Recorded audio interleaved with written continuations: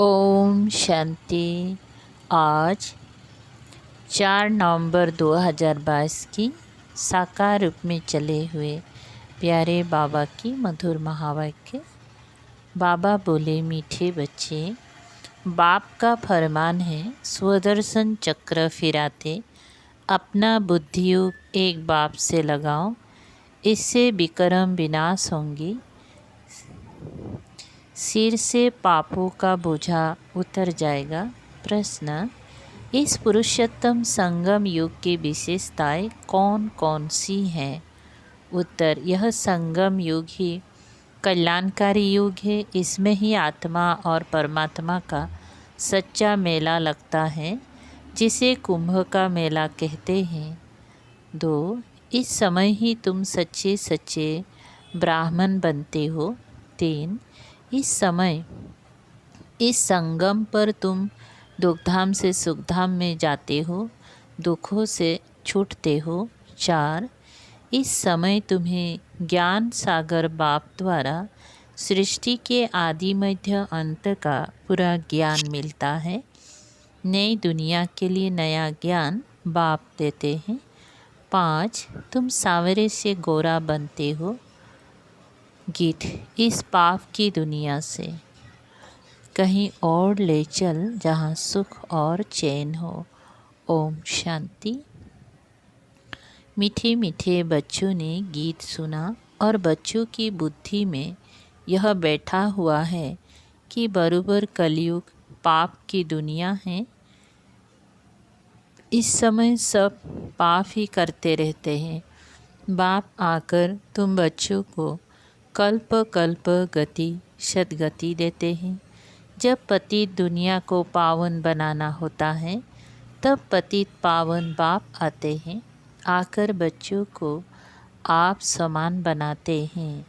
बाप में कौन सा ज्ञान है? सारी सृष्टि चक्र का ज्ञान है। तुम बच्चे भी इस सृष्टि चक्र को जानते हो। यह सारा चक्र कैसे फिरता है, ये बाप में ज्ञान है। इसीलिए उनको ज्ञान का सागर कहा जाता है। वही पतित पावन है। इस चक्र को समझने से, स्वदर्शन चक्रधारी बनने से तुम फिर स्वर्ग के चक्रवर्ती राजा रानी बनते हो।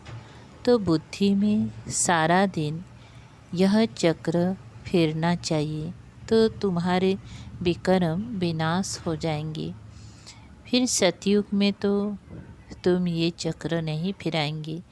वहाँ स्व अर्थात आत्मा को सृष्टि चक्र का ज्ञान नहीं होता, ना सतयुग में ना कलयुग में। यह ज्ञान सिर्फ संगम युग पर तुमको मिलता है। संगम की बहुत महिमा है। कुंभ का मेला करते हैं ना, वास्तव में यह है ज्ञान सागर और नदियों का मेला, अर्थात परम आत्मा और आत्माओं का मेला। वह कुंभ का मेला भक्ति मार्ग का है। यह आत्मा और परमात्मा का मेला इस सुहावने कल्याणकारी संगम युग पर ही होता है, जबकि तुम दुखों से छूट सुख में जाते हो। इसीलिए बाप को दुख हरता सुख करता कहा जाता है। आधा कल्प सुख और आधा कल्प दुख चलता है। दिन और रात आधा आधा है।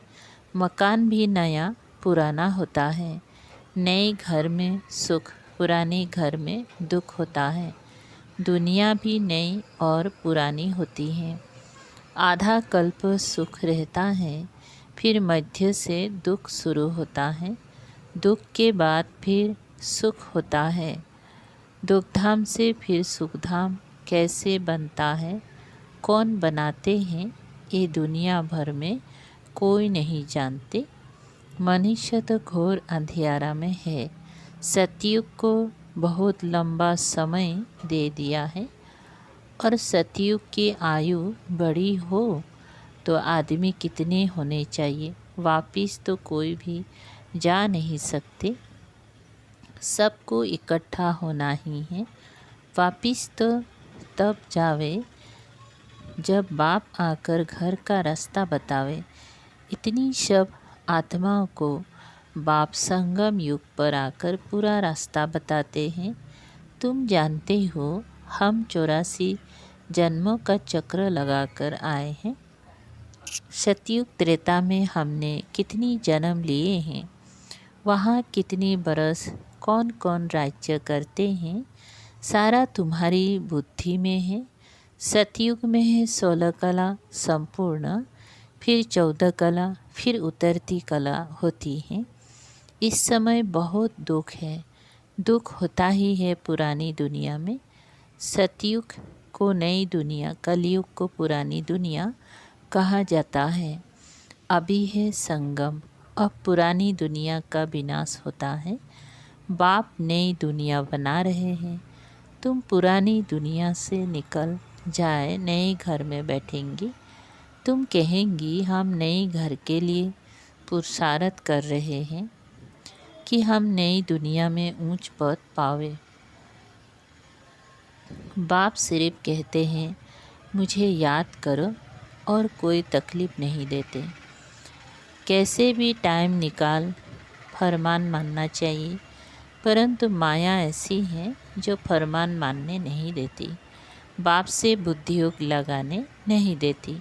परंतु तुम बच्चों ने कल्प पहले भी पुरुषार्थ कर इस माया रूपी रावण पर जीत पाई है, तब तो सतयुग की स्थापना होती है। जितना जो मददगार बनता है उनको उतना इजाफा भी मिलता है। तो बच्चों को ये नॉलेज मित्र संबंधियों को भी देनी है। बाप का फरमान है कि मुझे याद करो, क्योंकि आधा कल्प के विकर्मों का बोझा सिर पर है। उनको भस्म करने का कोई उपाय नहीं सिवाय याद के। भल गंगा जमुना को पतित पावनी कहते हैं। समझते हैं हम पावन हो जाएंगे, परंतु पानी से पाप कैसे कटेंगे। ये है पतित दुनिया। तब सब पुकारते हैं हे पतित पावन, आकर सतयुग की स्थापना करो। सो तो शिवाय बाप के और कोई स्थापन कर ना सके। तो ये है नई दुनिया के लिए नया ज्ञान देने वाला एक ही बाप है। श्री कृष्ण ने ज्ञान नहीं दिया। श्री कृष्ण को पतित पावन नहीं कहा जाता। पतित पावन तो एक ही परम पिता परमात्मा है जो पुनर्जन्म रहित है। तुम जानते हो श्री कृष्णपुरी को ही विष्णुपुरी कहा जाता है। श्री कृष्ण की राजधानी अपने राधे की राजधानी अपनी, फिर उन्हों की आपस में सगाई होती है। राधे कृष्ण कोई भाई बहन नहीं थे। भाई बहन की आपस में शादी नहीं होती। अब तुम्हारी बुद्धि में ये बातें टपकती रहती हैं। पहले ये नहीं जानते थे, अब मालूम पड़ा कि राधे कृष्ण ही फिर लक्ष्मी नारायण बनते हैं। स्वर्ग के महाराजा और महारानी, प्रिंस और प्रिंसेस राधे कृष्ण गाए हुए हैं। उन्हों के माँ बाप का इतना ऊंचा मर्तबा नहीं है। ये क्यों हुआ? क्योंकि उन्हों के माँ बाप कम पढ़े हुए हैं। राधे कृष्ण का जितना नाम है उन्हों के माँ बाप का तो जैसे नाम है ही नहीं। वास्तव में जिसने जन्म दिया उन्हों का नाम बहुत होना चाहिए, परंतु नहीं। राधे कृष्ण सबसे ऊंचे, उन्हों के ऊपर तो कोई है नहीं। राधे कृष्ण पहली नंबर में गए हैं। फिर पहली नंबर में महाराजा महारानी थे। महाराजा महारानी भी बने हैं। भल जन्म माँ बाप से लिया है, परंतु नाम उन्हों का ऊंचा है। बुद्धि में, यह बुद्धि में अच्छी तरह बिठाना है। जबकि तुम यहाँ बैठे हो तो ये सुदर्शन चक्र फिराते रहो। इस चक्र फिराने से तुम्हारे पाप भस्म होते हैं, अर्थात रावण का सिर कटता है। यह सतयुग त्रेता का चक्र है ना। हम पहले 100 देवता थे, फिर क्षत्रिय वैश्य बने, अब फिर हम ब्राह्मण बने हैं, फिर हम सो देवता बनेंगे। बाबा ने ओम का अर्थ अलग समझाया है, हम सो का अर्थ अलग है। शास्त्र में एक ही कर दिया है। वो समझते हैं ओम अर्थात हम आत्मा सो परमात्मा, परमात्मा सो आत्मा, यह उल्टा। बाप समझाते हैं ओम अर्थात हम आत्मा हैं, परम पिता परमात्मा की संतान हैं, मैं भगवान। ये कोई ओम का अर्थ नहीं है। हम आत्मा निराकार है, हमारा बाप भी निराकार है, साकार शरीर का बाप भी साकार है। हम परमात्मा की संतान हैं, तो हमको स्वर्ग की राजधानी जरूर चाहिए। बाप हमको स्वर्ग का बरसा देने आए हैं। रावण फिर आधा कल्प के बाद श्राप देते हैं, तो तुम दुखी तमो प्रधान बन जाते हो। फिर बाप आकर सुखी बनने का वर देते हैं। ऐसे नहीं कहते चिरंजीवी भव, परंतु कहते हैं मुझे याद करो, तो इस जन्म सहित जो भी जन्म जन्मांतर के पाप है वो भस्म हो जाएंगे। इसको योग अग्नि कहा जाता है। रावण राज्य में सबको पतित जरूर बनना है। पतित और पावन आत्मा बनती है। परमात्मा तो सदैव पावन है, वह सबको पावन बनाते हैं। पतित बनाते हैं रावण, सतयुग में विकार होते नहीं। वह है संपूर्ण निर्विकारी दुनिया। तब तो देवताओं के आगे जाकर गाते हैं, आप सर्वगुण संपन्न। यह महिमा शिव के आगे नहीं गाएंगे। देवताएं जो पावन है सो पतित बनते हैं। ये खेल है। बाप सुखधाम बनाते हैं। शिव को बाप कहते हैं। शालिग्राम अलग है। रुद्र यज्ञ में एक बड़ा लिंग बनाते हैं, बाकी छोटे छोटे शालिग्राम बनाते हैं। हम आत्मा 84 जन्म लेते हैं। दूसरे धर्म वालों के लिए 84 जन्म नहीं कहेंगी। सिख धर्म वाले 500 वर्ष में कितनी जन्म लेते होंगे, हम कितनी लेते हैं, यह बाप समझाते हैं। ब्राह्मणों की चोटी मशहूर है। सच्चे ब्राह्मण होते ही हैं संगम पर। यह कल्याणकारी युग है। यहाँ ही तुम सबका कल्याण होता है। रावण अकल्याण करते हैं, बाप आकर कल्याण करते हैं।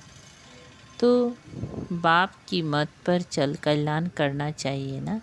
श्रीमद् शिव भगवानुवाच। शिव बाबा जन्म नहीं लेते, वह प्रवेश करते। जन्म तब कहे जब पालना लेवे, वो कभी पालना नहीं लेते हैं। सिर्फ कहते हैं मेरी श्रीमत पर चलो। स्वर्ग के तुम मालिक बनो, मुझे तो बनना ही नहीं है, मैं तो अभोक्ता हूँ। तो समझना चाहिए बाबा हम आत्माओं को समझा रहे हैं। आत्मा ही समझती है ना। आत्मा ही बैरिस्टर इंजीनियर बनती है। मैं फलाना हूँ। आत्मा ने कहा हम देवता थे, फिर हम 8 जन्म बाद क्षेत्रीय बने, फिर 12 जन्म लिए, फिर मैं पतित बनता हूँ। और बाप कहते हैं बच्चे आत्म अभिमानी भव। ये समझने की बातें हैं।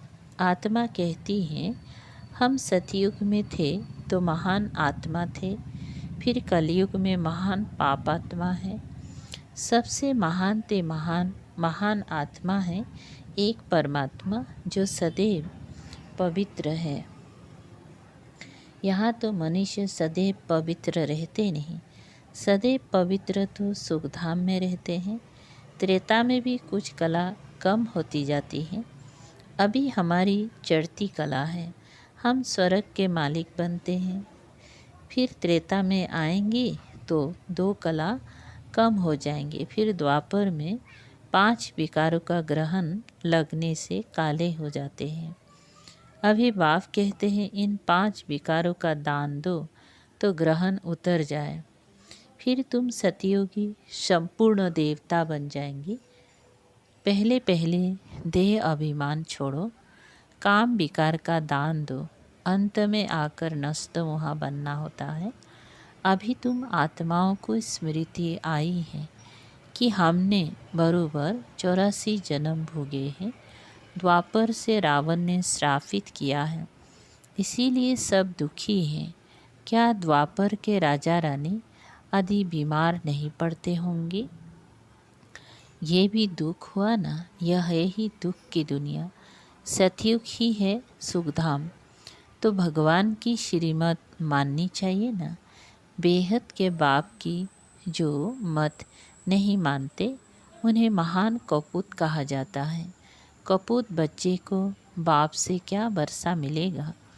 सपूत बच्चे वर्षा भी अच्छा लेते हैं, जो खुद पवित्र बन औरों को पवित्र बनाते हैं।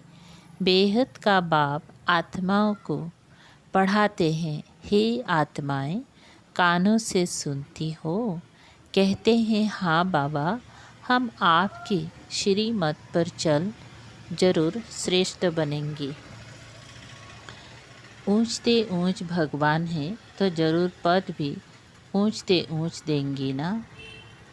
स्वर्ग का वर्षा देते हैं आधा कल्प के लिए। लौकिक बाप से तो हद का वर्षा मिलता है।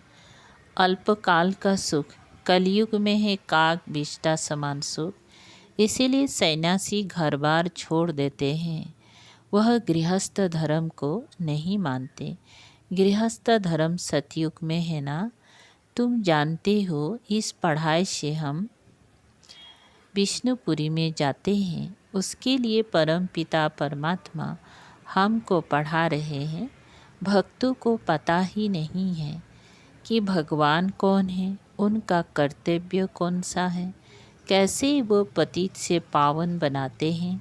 अभी तुम पावन बन रहे हो। दुनिया उस पतित पावन बाप को याद कर रही है। अभी तुम संगम युग पर खड़े हो, बाकी सब कलयुग है। वो समझते हैं कि कलयुग तो अर्जुन बच्चा है। तुम जानते हो कि कलयुग का अब विनाश होने पर है। अब तुम्हें सतयुग में जाना है। बाप ने तुम्हें स्मृति दिलाई है। मैं कल्प कल्प तुमको वर्षा देता हूँ, तो वर्षा पूरा लेना चाहिए ना। तो बाप ऐसे थोड़े ही कहते हैं कि यहाँ बैठ जाओ, भल घर गृहस्थ में रहो, सिर्फ ये सुदर्शन चक्र फिराते रहो और नष्ट मुहा हो जाओ। एक शिव बाबा, दूसरा ना कोई। हम जानते हैं कि अब हमारा नया संबंध जुट रहा है, तो पुराने में ममत्व नहीं रहना चाहिए। नई दुनिया, नई राजधानी से ममत्व रखना है। अब तो मौत बिल्कुल सिर पर सवार है। तैयारियां होती रहती हैं। सतयुग में अकाले मृत्यु होती नहीं। समय पर एक पुरानी खाल छोड़ नई ले लेते हैं। अच्छा, मीठे मीठे शिकलधे बच्चों प्रति मात पिता बाप दादा का याद प्यार और गुड मॉर्निंग। रूहानी बाप की रूहानी बच्चों को नमस्ते। हम रूहानी बच्चों की रूहानी बाप दादा को याद प्यार, गुड मॉर्निंग और नमस्ते नमस्ते। शुक्रिया बाबा। सार है नंबर पहला, स्वदर्शन चक्र फिराते पूरा पूरा नष्ट मुहा बनना है। मौत सिर पर है, इसीलिए सबसे ममता निकाल देना है। नंबर दूसरा, बाप से वर्षा लेने के लिए पूरा श्रीमत पर चलना है। आत्म अभिमानी बन सपूत बच्चा बनना है। वरदान, मन और बुद्धि को सदा सेवा में बिजी रखने वाले निर्विघ्न सेवाधारी भव। विस्तार है, जो जितना सेवा का उमंग उत्साह रखते हैं उतना निर्विघ्न रहते हैं, क्योंकि सेवा में बुद्धि बिजी रहती है। खाली रहने से किसी और को आने का चांस है, और बिजी रहने से सहज निर्विघ्न बन जाते हैं। मन और बुद्धि को बिजी रखने के लिए उसका टाइम टेबल बनाओ। सेवा व स्वयं के प्रति जो लक्ष्य रखते हो उस लक्ष्यों को प्रैक्टिकल में लाने के लिए बीच बीच में अटेंशन ज़रूर चाहिए। अटेंशन कभी टेंशन में बदली ना हो। जहाँ टेंशन होता है वहाँ मुश्किल हो जाता है। स्लोगन: सेवा से जो दुआएं मिलती हैं वही तंदुरुस्त रहने का साधन है। अच्छा, मन और बुद्धि को बिजी रखने के लिए टाइम टेबल।